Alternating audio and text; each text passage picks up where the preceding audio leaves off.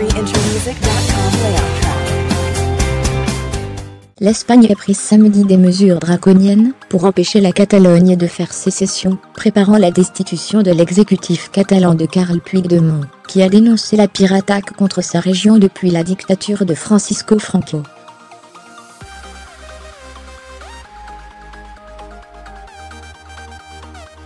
La manœuvre du gouvernement de Mariano Rajoy, sans précédent et d'une ampleur inattendue, a été suivie immédiatement d'une manifestation indépendantiste à Barcelone ayant rassemblé 450,000 personnes selon la police locale.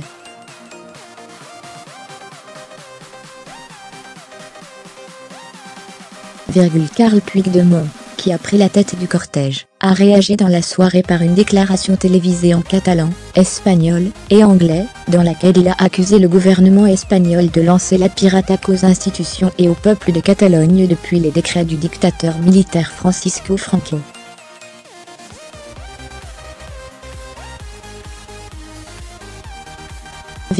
Et s'adressant en anglais aux Européens, il a assuré que les valeurs européennes étaient en danger.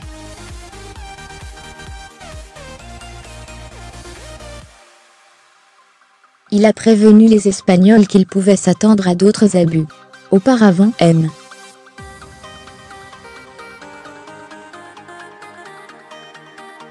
Rajoy avait invoqué l'article 155 de la Constitution, demandant au Sénat de lui confier la faculté de dissoudre le Parlement catalan, afin de convoquer des élections dans un délai maximum de 6 mois.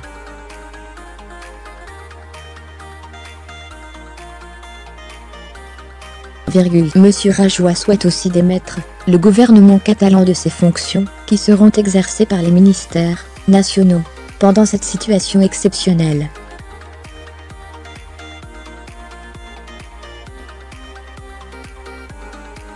Ni l'autonomie catalane ni la gouvernance autonome ne sont suspendues, a affirmé Mariano Rajoy, comme pour rassurer des Catalans très attachés à leur autonomie récupérée après la fin de la dictature.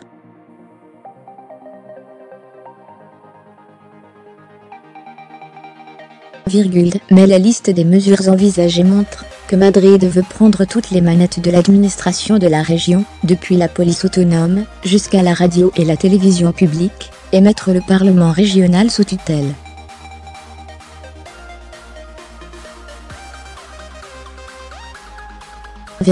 La présidente du Parlement régional Carme Forcadell a dénoncé un coup d'État.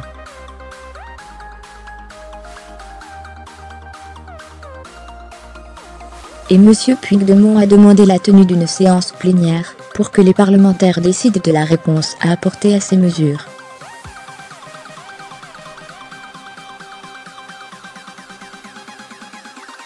Jeudi, il avait menacé de convoquer le Parlement régional, pour proclamer l'indépendance, si le gouvernement déclenchait l'article 155.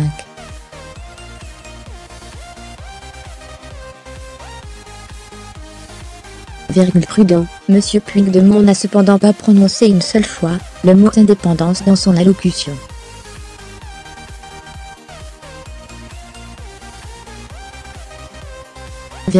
Les mesures demandées par le gouvernement espagnol devraient être approuvées d'ici le 27 octobre au Sénat, où le parti de M.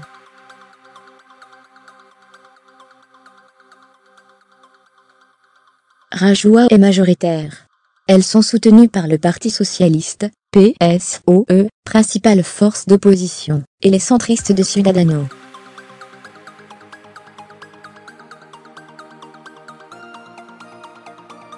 Administration coloniale, cette prise en main risque de soulever les foules en Catalogne, où la population est pourtant divisée sur la question de l'indépendance.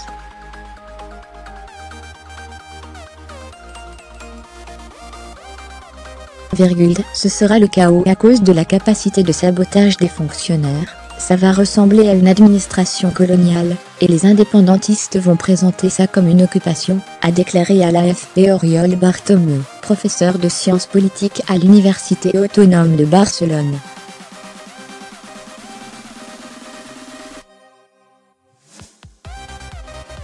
La réaction en Catalogne ne s'est pas fait attendre. À Barcelone, plusieurs centaines de milliers de personnes convoquées à l'origine, pour réclamer la libération de 2 leaders indépendantistes emprisonnés pour sédition, ont crié liberté et indépendance.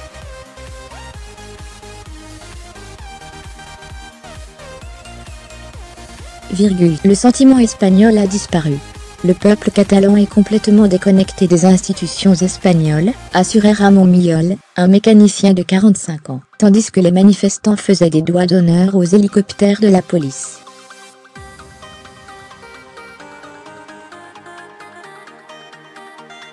Le Barça intervient, le FC Barcelone a de son côté, dit soutenir les institutions démocratiques de Catalogne choisies par ses citoyens.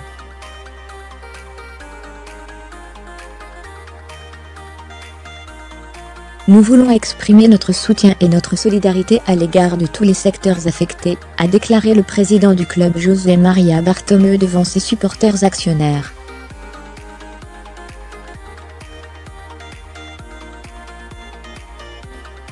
Avant la décision du gouvernement, le roi Felipe V avait assuré vendredi que l'État saurait faire face à cette tentative inacceptable de sécession, avec ses institutions démocratiques légitimes.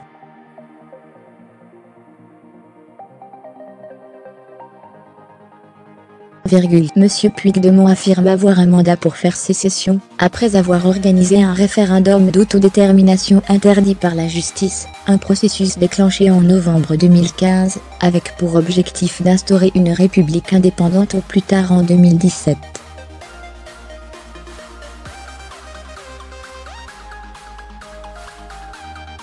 D'après les séparatistes, plus de 2 millions de Catalans, soit 43% de l'électorat, ont voté à 90% oui à l'indépendance malgré des interventions parfois violentes de la police pour les en empêcher.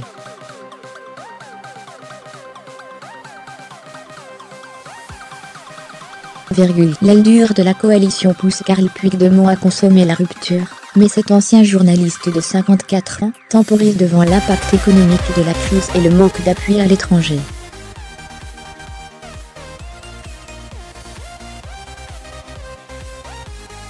La France et l'Allemagne ont fermement condamné ces efforts de sécession, et l'UE répète qu'elle ne reconnaîtra pas l'indépendance de la Catalogne.